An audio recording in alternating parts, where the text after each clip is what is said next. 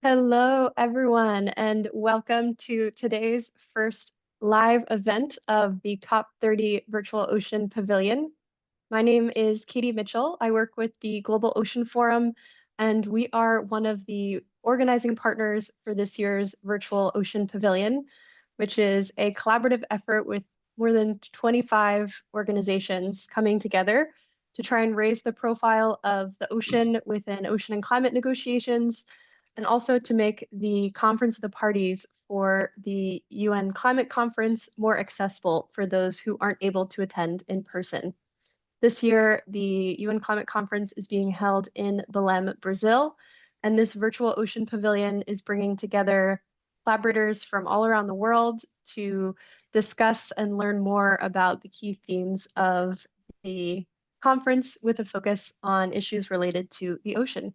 So on behalf of the organizing committee for this year's Virtual Ocean Pavilion, it's my pleasure to turn it over to Lolita Kushain, who is part of the team leading today's event. Thank you so much, Lolita.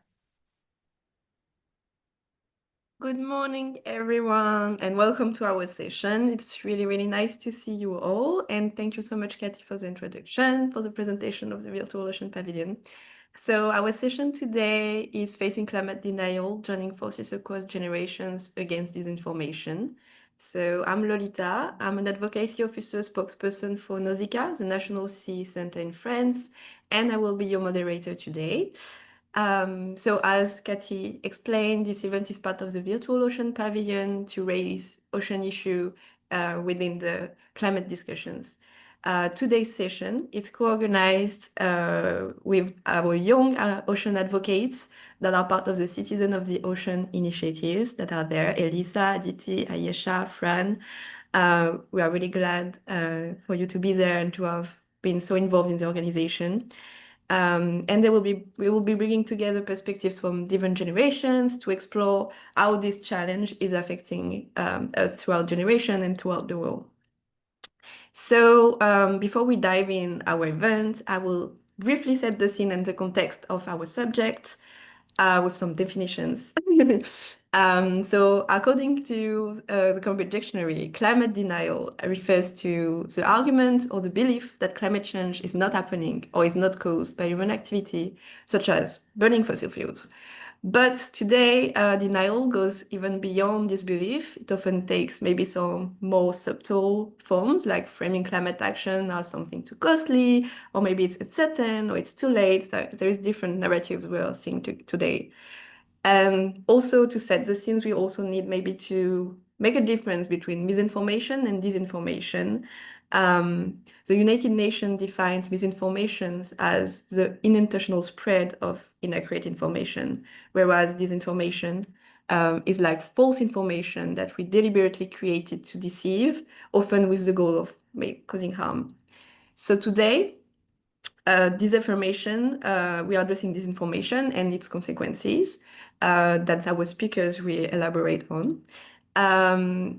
And these sessions has different goals, explore how disinformation and climate denial shape public understanding, policy have consequences on our life, reflect also how different generation experience and response to this challenge.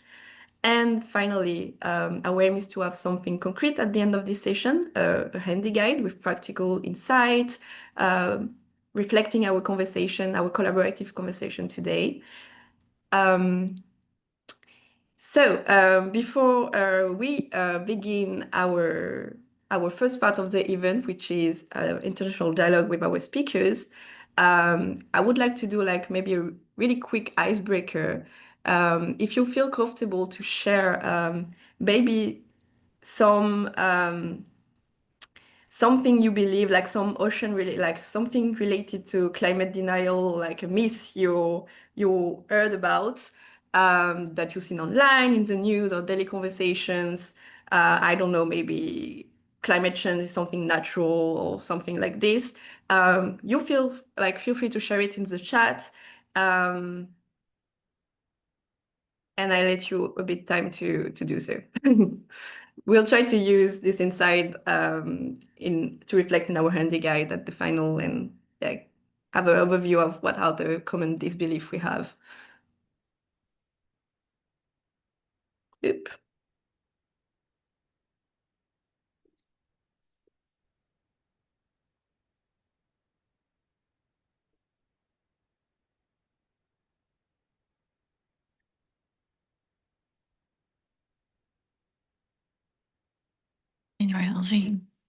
Oh, hello, Petra. Okay, if no one has any idea, I mean, we can think about some, but today something I see a lot is that nothing an individual can do can make a change. Okay, so the collective individual aspects. Okay, really interesting. Thank you.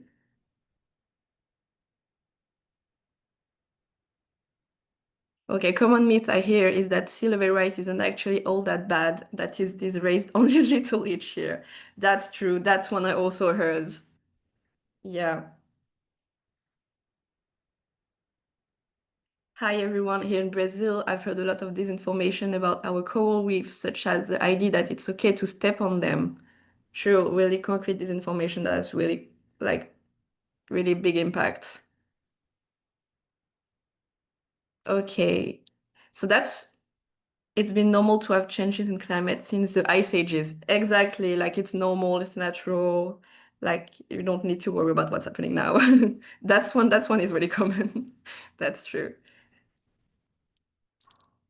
So these are really, really great example. Thank you so much to have shared them. And unfortunately, quite common.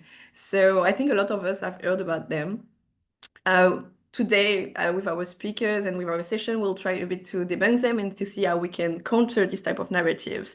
So first, we'll begin our dialogue session. So I will present briefly our first speaker, which is Luna there.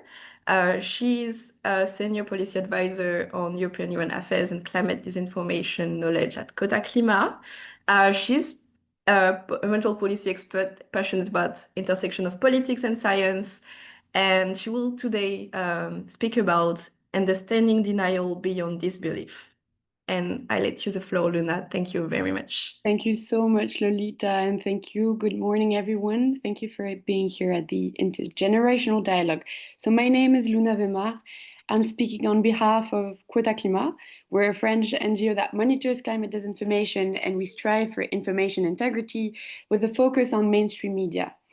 So today I'll be doing a very short introduction to tell you about something that is changing shape, but is not losing power. So we're talking about climate denial. Lolita mentioned it at the beginning. The truth is, climate denial is not disappearing. It is evolving. So we no longer hear so much climate change is not real. What we hear now is, yes, it is real, but the solutions are too expensive, too unfair, or too fast. And that's what we call the new denial. So it's not denying the science, but it's denying the response. And the objective the objective behind this climate denial, climate disinformation bit is really simple. Is to make sure that people underestimate the massive support we have for climate action. The consequence is already visible. So although we know that there are 89% of us that want more climate action, this information makes us believe that we're the minority, and policymakers are the ones that underestimated the most. So in our latest report we done with Cota Climat, we tracked thousands of hours of mainstream TV and radio, not social media. Mainstream media because they're the ones that the most trusted sources of information so far, and they're the ones that decision makers get their information from. And what we found is really alarming. In France, over 90% of disinformation cases don't dispute climate science. They attack climate action. They mock renewable energy. They portray electric cars as elitist. They claim low emission zones are killing purchasing power. In Brazil, the pattern is different, but the logic is the same. So denial takes the shape of sovereignty narratives, and they portray environmental protection as a blocker to economic and social progress. We know also that the online dynamic of climate disinformation is surging. There's an increase of 267% in COP-related disinformation until September 2025. So what is very interesting is that denial adapts to the context. So we are not shouting it is a hoax anymore. But they are saying, wait, we should wait. And that claim that is mostly fabricated by fossil fuel lobbies, instrumentalized by populist movements and hostile actors, is basically slowing down climate policy and ambitions. So this evolution really matters, I think, especially across generations, because younger generations face a more sophisticated enemy than just denial. It is a war on trust. So today, the challenge is not really convincing people that climate change exists. It's convincing them that solutions can work, that transition can be fair, that scientists and journalists can be trusted. So we know that, for example, in France, environmental coverage has fell by 30% last year. So imagine what it means for a 20-year-old today. Less accurate information, less coverage, and more disinformation. That means we are a generation that is more connected, but more disinformed than ever. So this is my conclusion. Denial is not just disbelief, it is delay, it is deflection. And the result is the same, it is inaction. I think it is a justice issue because disinformation, when it slows the energy transition, it is young people, especially in the global south, who pay the price. So at Cota Climat, we argue that climate disinformation must be treated as a systemic risk, one that undermines climate policy, one that undermines democracy and human rights all at once. And I'll finish with the good news. At COP30, we have a choice. For the first time, climate disinformation is discussed as a direct obstacle to achieving the Paris Agreement under the item Action for Climate Empowerment. So we hope that the issue will be framed beyond education, that the vital role of journalism, media integrity, and the accountability of those who spread information will be taken into account. Because I am sure about this, the opposite of denial is not belief, it is governance, courage, and collective action. And this action must start at COP30, but by protecting the climate, but also the truth. So thank you very much for this session, and I'm happy to answer any questions if there are. Thank you so much, Luna, for this really, really interesting and powerful session. Feel free to share the report, maybe if it's some interest in the chat to people. And don't hesitate to put questions in the chat.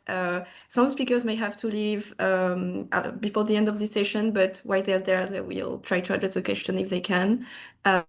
I go back to you after about your question. But thank you very much, Luna. You were talking about young people. Our next intervention is by Aditi Yadav. She's a delegate at Citizen of the Ocean, youth-led initiatives led by Nausicaa and other partners. Aditi is a marine sciences graduate whose research focuses on marine ecology, plastic pollution a lot. And her intervention will explore the subject of internal justice and the cost of this delay caused by disinformation. So, Aditi, I choose the floor. Thank you very much. Thank you, Lolita, for the introduction. So first, I would like to just ask everyone and just answer in the chat box about what do you think that you owe to the future? Because this is a starting conversation question that I wanted to ask everyone on this particular information, or you can see the topic that I'll be addressing today. So whatever answers you have, please type in the chat box.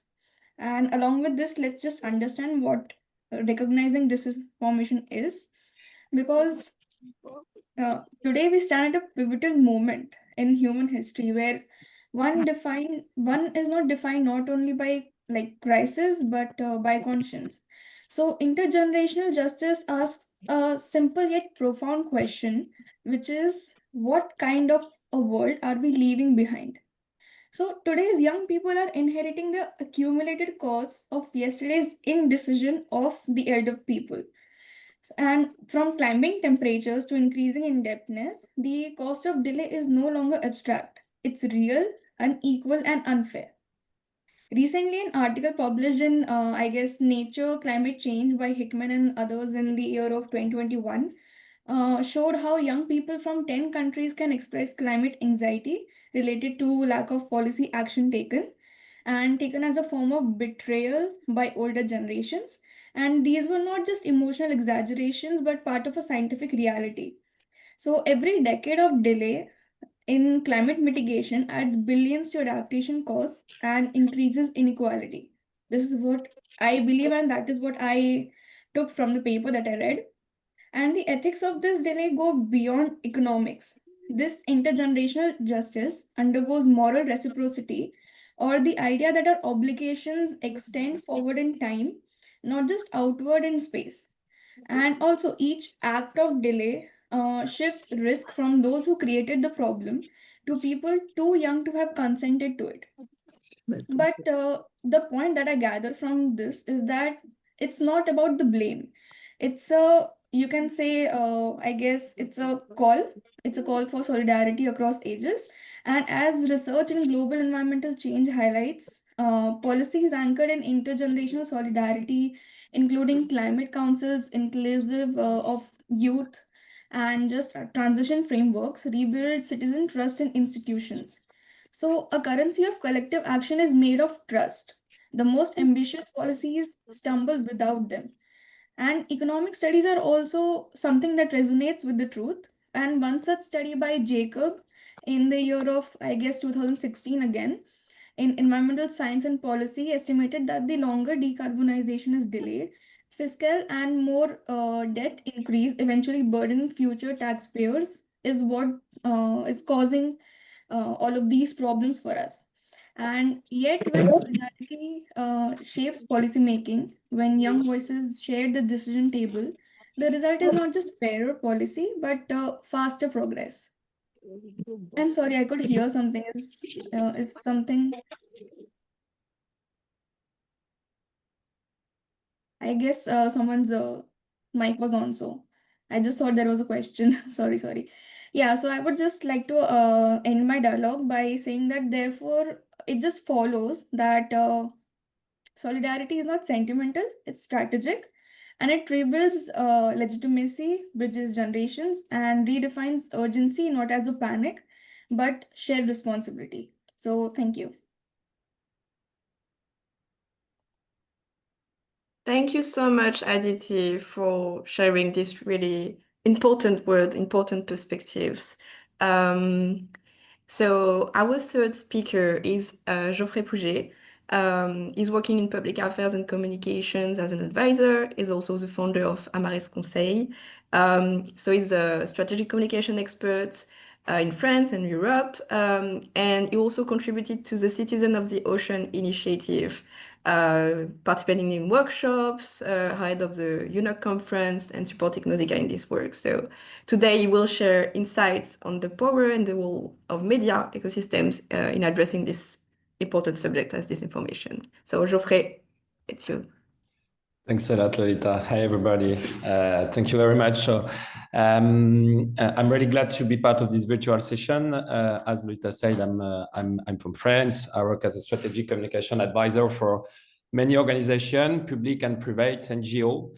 And my work really is to help them to find the right words and the right strategy to engage people and public debate. So I was also in Nice, as you just said, Lolita, and it's a real pleasure to recognize some face here around this amazing coalition of young activists all over the world. So as I said, every day I work with journalists, I work with people involved on this public debate. So it gives me quite a concrete view on how information spreads or message I receive today and how trust can appear or disappear. That's why I'm glad to be part of this session on disinformation.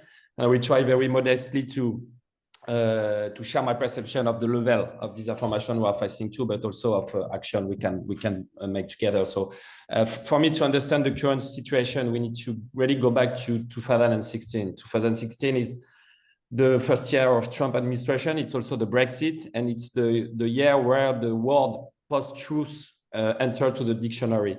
And it's not a coincidence. From that moment, we move step by step to what we can call a post-truth era, as described, by the way, by the French sociologist Gérald Bronner, where emotion and personal belief became more important than objective facts.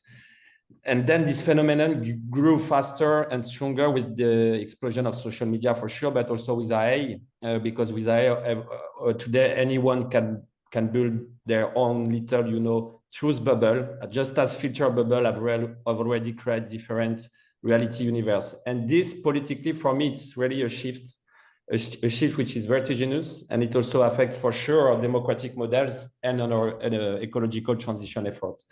Why? Because in this context, conspiracy theories and climate denial spread very, very fast. The same sociologist, Gerald Bronner, said that people turn to conspiracy when they are lost, when they feel lost or anxious. So they create their own realities where humans are not responsible for global warming, when the ocean is not acidifying, or where huge wildfires are simply natural events. So does it mean that we are entering in a global disinformation society? I'm not sure. Lola showed us very well with COP30 and their amazing job that we are actually entering in a new form of denial, one that goes beyond science itself and question the need for action in itself. So still, in this post-truth environment, more and more people continue to mistrust scientific evidence and repeat false claims. And for me, what it is really worrying is that it's not only occurring in social media, but also on major media platforms. So the question is, how do we respond to that? And for me, the good news is that civil society is starting pushing back. In France, we have groups like your association, COP30, who are already doing a really good job to understand what is really happening in media. But regulators are also starting to act.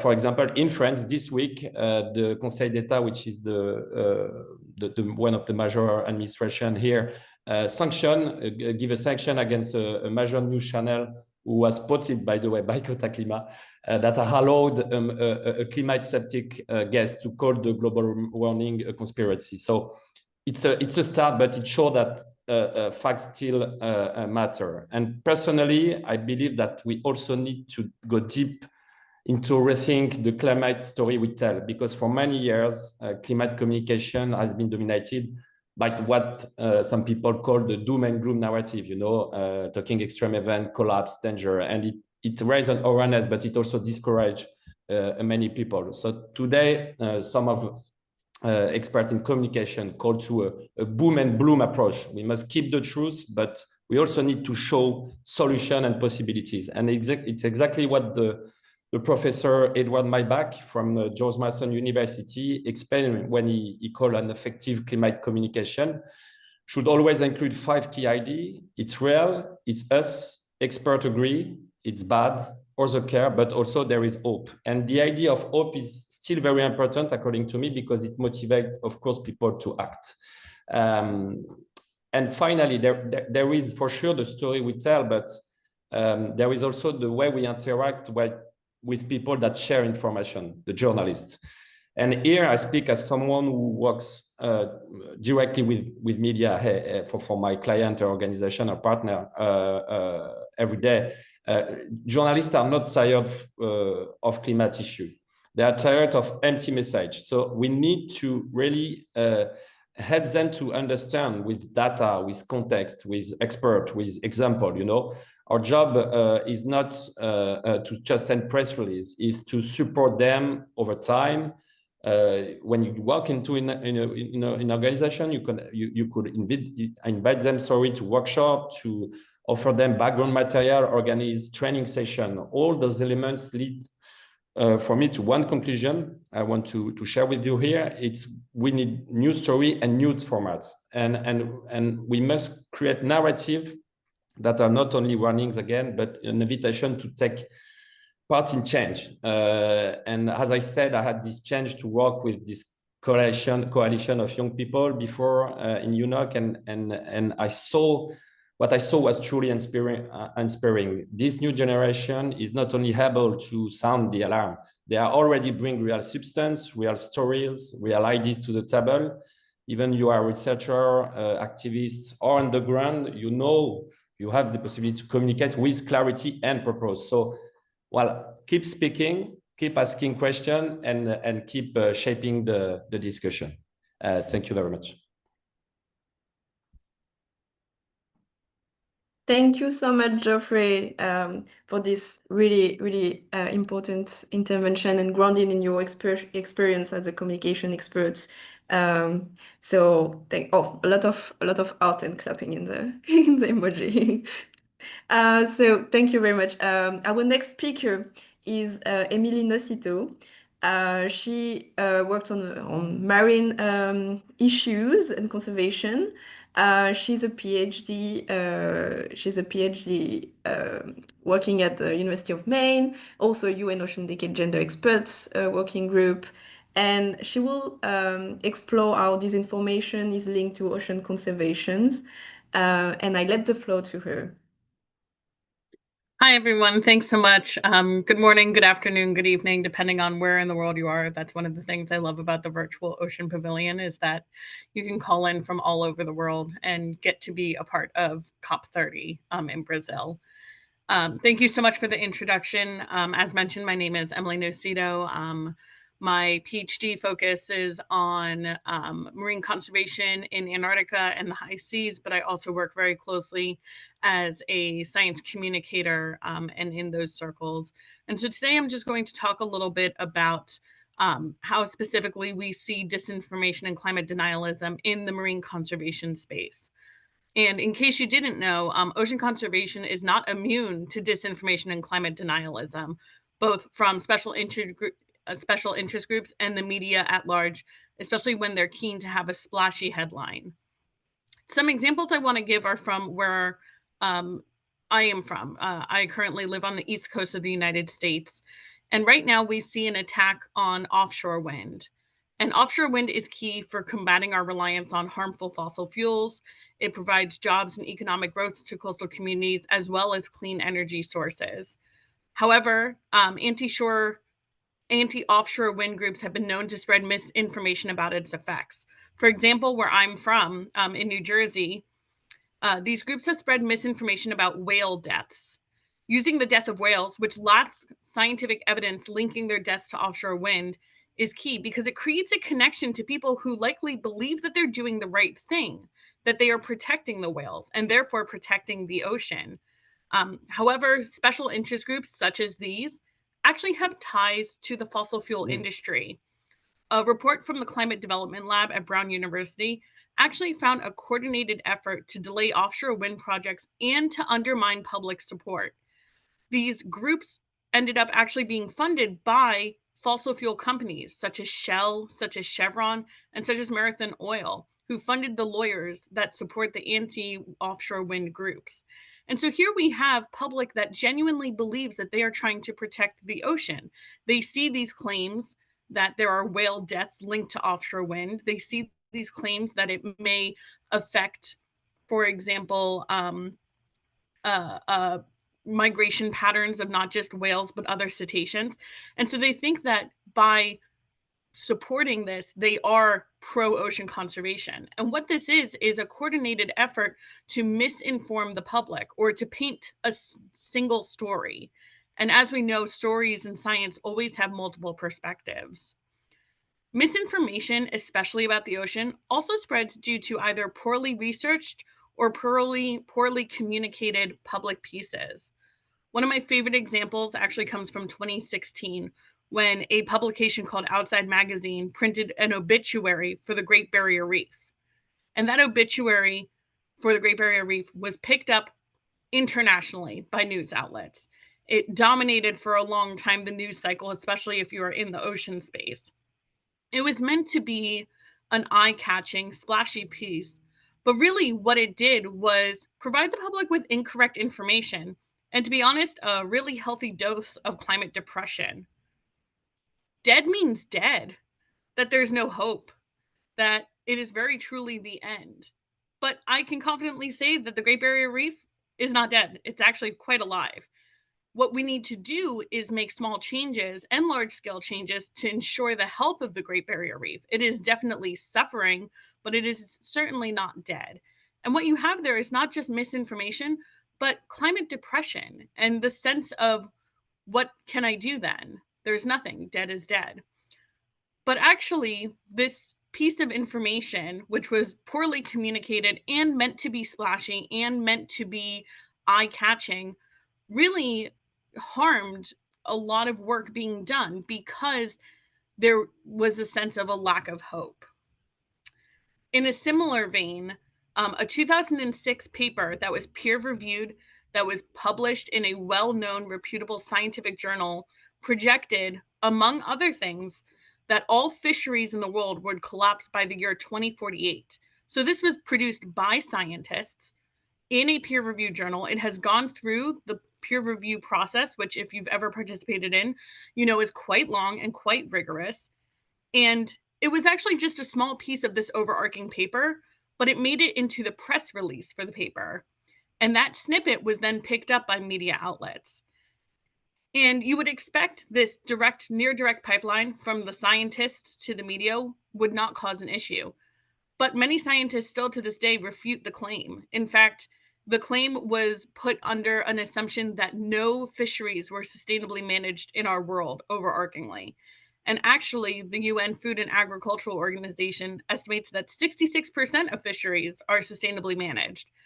And so this projection, which is what it was simply a prediction of the future, was working under a scenario that isn't actually how the world works today. And a recent follow-up report from 2020 found that scientifically assessed fish populations around the world are either healthy or improving. And so we see this upward trend. And again, we have to have climate hope. Alongside climate misinformation and climate disinformation, you need to have climate hope. These examples just show how the public can be manipulated by either fake science or even real science that has been cherry-picked, which in turn destroys the trust that the public has, not just in scientists, but policymakers, interest groups, and the media. My recommendation for every single person here is to do their own research. Who's publishing that information? Is it a group that might have ties to industries or political parties that are against the environment? Who is funding the scientists or those groups? Is it a scientist or was it a news agency that picked up a story that's trickled down from peer-reviewed to a summary to an article published by a university? As a scientist, I've had to edit news stories based on my research because there's been simply miscommunication between my results and how they were interpreted by the person interviewing me. And it's not at the fault of the journalist. It is a technical field and things can get misconstrued and miscommunicated. And that's why I really insist that I read pieces about my work before they come out so that I can make sure that they are accurately portraying my information, whether it's good or whether it's bad. Fact-checking should be done at every level. As the public, you have the right and unfortunately in some cases the responsibility to interrogate the information you are being provided. As scientists, we want to both earn and maintain your trust. Our oceans depend on you, the public, and your actions even more so than us, the scientists, because we are a smaller group and our voice is oftentimes tied to whether we have funding and what we're researching in the moment. But really by putting our work out to the public, especially young people, you are catalyzing our information and putting it out there in new and unique ways of communication. And really, it is our trust in you that you will take that information and move it forward. Thank you. Thank you so much, Emily, for this, to have shared like your experience as a scientist and like this really good advice. Oh, you have a lot of hurts. It was really, really interesting, and you begin to share some solution and some perspectives to maybe counter this. So thank you very much, and a big thank you to all our speakers today for joining this important conversation, sharing your perspectives. I think we managed to have really different perspectives from different areas, different generations. We'll now move to the next part of our workshop, of our today events. Now that you as the speakers have shown that this climate denial, disinformation is a subject that has scientific issues, political issues, but also social, intergenerational related issues. We will now want to hear from you participants in our interactive part of the workshop. So we will break out in different breakout discussion rooms, each focusing on a specific aspect of the climate disinformation and denial that we begin to cover with our speakers' intervention. So this is your chance to share your own experience, your own ideas, your own solutions, challenge about the subject, and we'll try to collectively to discuss it and find ways around this subject. So each breakout rooms will be co-facilitated by one of our youth co-organizers from Citizen of the Ocean, Aditi, Ayesha, Elisa, and Fran. And together you will explore, like throughout guiding questions, this dialogue and this different subject. So we will have first 15 minutes in one breakout room, and then we will switch breakout rooms, so we'll be able to go to another one, and then we will go back all together to kind of wrap up what was discussed. So you will be able to experiment two different conversations. We'll try to reflect and take notes of our discussion in a collaborative board that we will collectively look at the end of the session, and will help us create our co-creating guide. So let's start it. I will encourage you to be open, curious, and active in the conversation, and we will see what we can build and discuss together. And thank you again. Round of applause for our speakers. Thank you very much.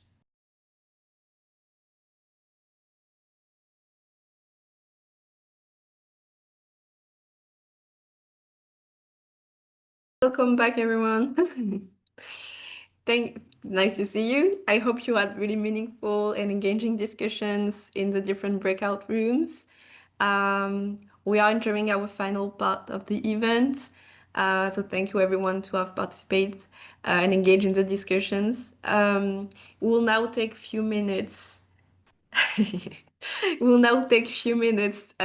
hear a bit from each group for the other to understand a bit like the highlights of the discussion you had, the main takeaway you had in the different rooms. So I don't know if you designate like one participant as a rapporteur, or like if the facilitator is doing the main resume recap of the discussion, to share like some insights. So I would say like 2 minutes by intervention as a resume for the breakout rooms, and maybe we can go first with who wants to begin? I see you, Fran, if you want to begin. Thank you. With our two teams in our breakout room 3, every person have so wonderful thoughts about what does language means to you in the context of climate change narratives. For example, Constanza said, language is a powerful tool to connect emotions, knowledge, and action, shaping how we understand and respond to climate change. Another thought appears here in this question, the importance of the language. The important have a global common language. I would like, sorry.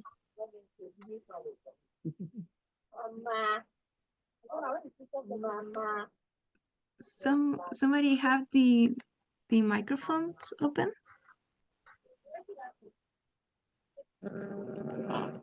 Yeah, I think Mohamed, if you can put your mic off, it would be great, please. Thank you very as a much. moderator, you're not able to switch off? Maybe. That's done. Thank you. Yeah, and Duarte and Saia said wonderful answers in this question about have a global common language. I would like to hear them in his work.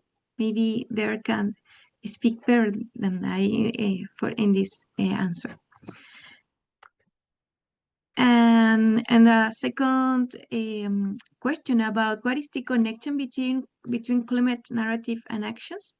all the answer in this audience, in this breakout room 3, say the narratives influence directly in climate change actions.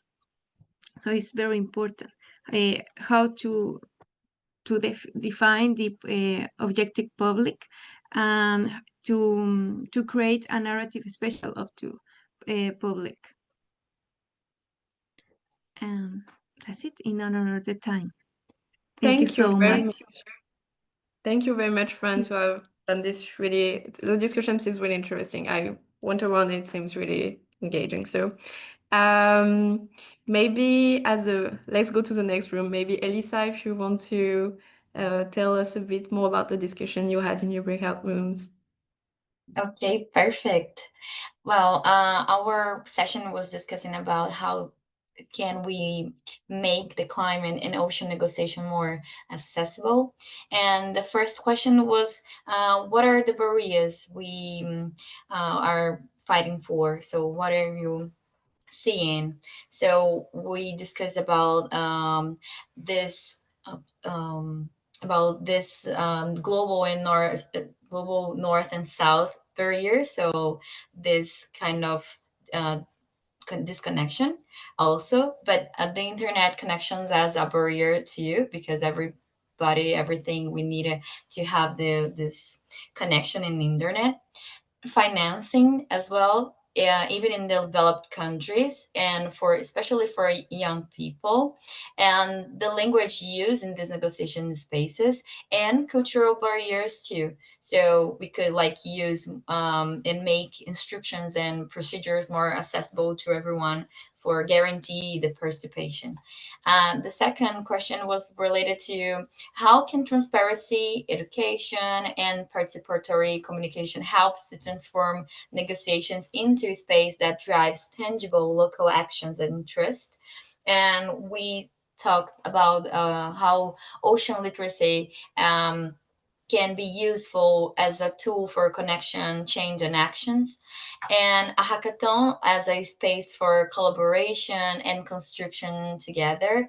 And also see these participants in these negotiations as replicators of the message at the local level. So this is one of the things that we are looking to. And the last question we couldn't discuss more, but this is what we talked about in this break room. And thank you guys. We couldn't say goodbye, so bye to my group.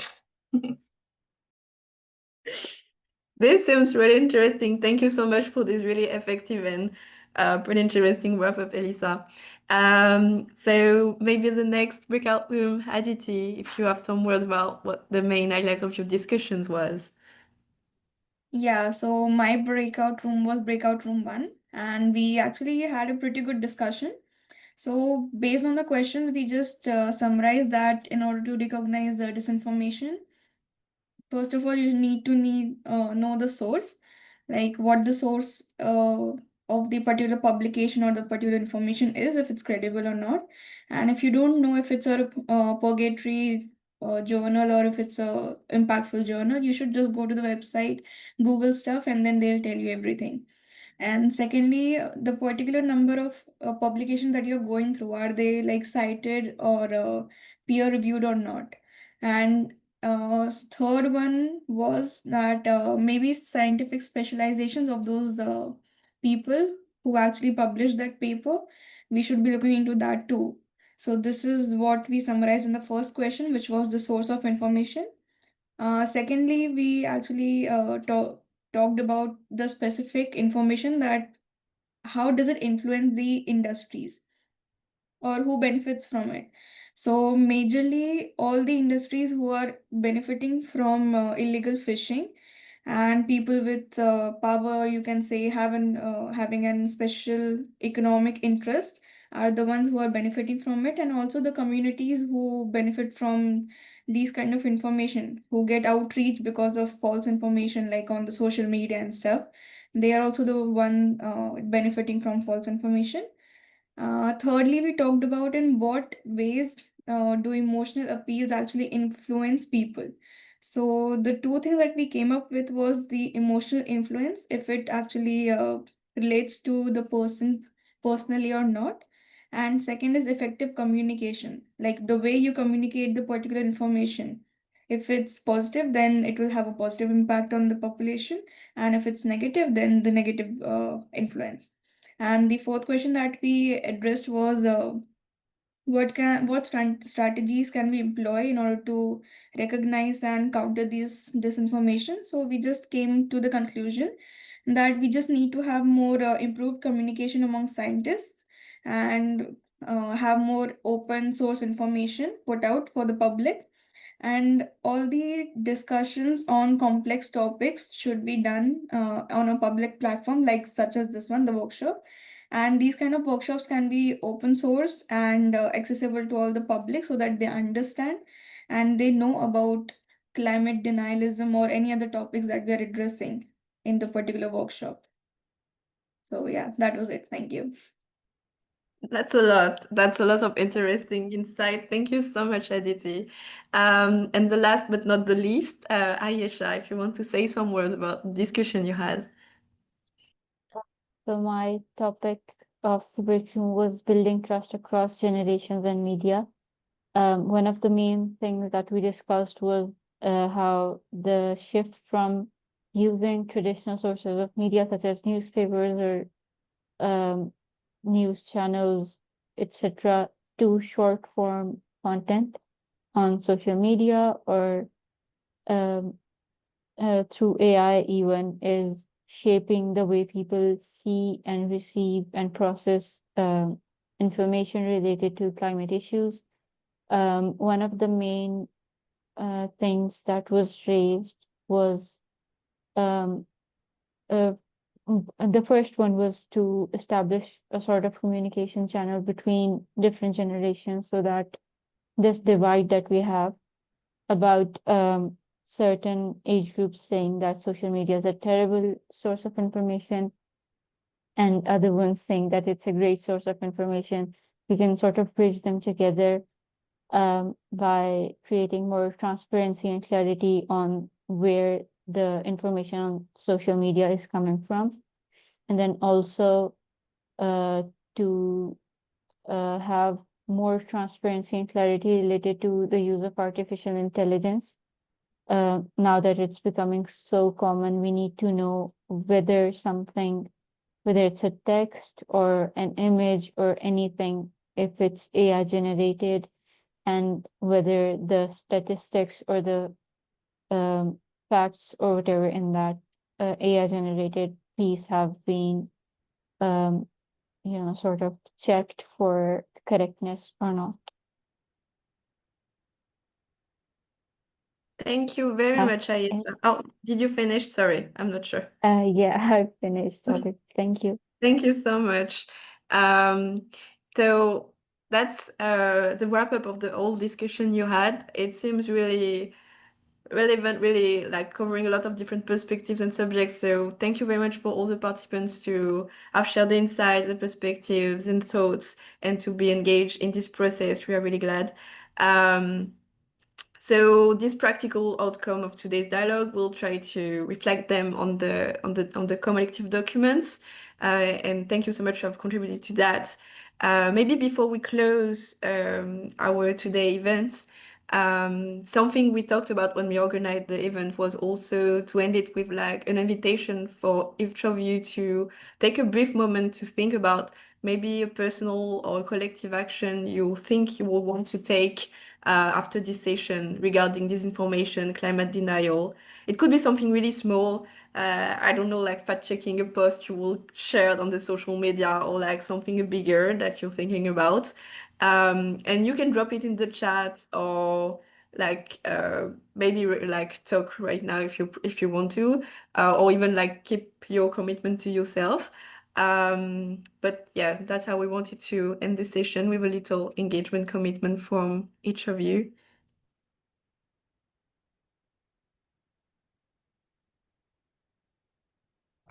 Yep.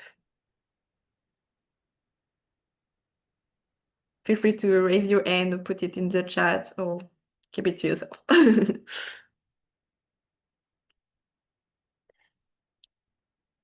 So yes, we'll have we will do a summary document more clear, because we have just our broad notes right now with something clearer, and we'll be really proud and glad to share it later publicly on different networks and everything. Before talking with friends, family about COP30, look multiple media sources and try to find a critical storyline. That's a good engagement. Thank you so much, George. That will be really appreciated. Thank you so much.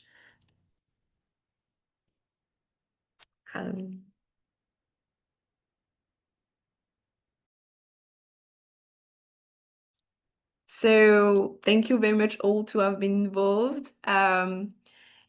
Feel free to continue to put your engagement or commitments or to share it.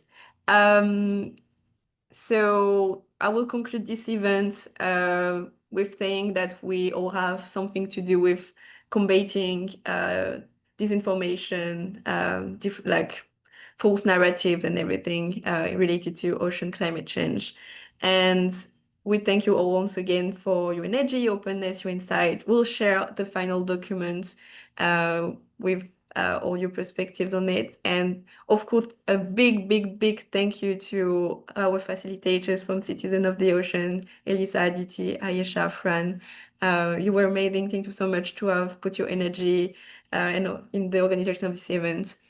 And also to our speakers who already left, but we are glad for them and from their perspectives. That was really, really important. And yes, it concludes our event. Thank you so much, everyone. And yes, hope you engage with the final document we'll share with you later.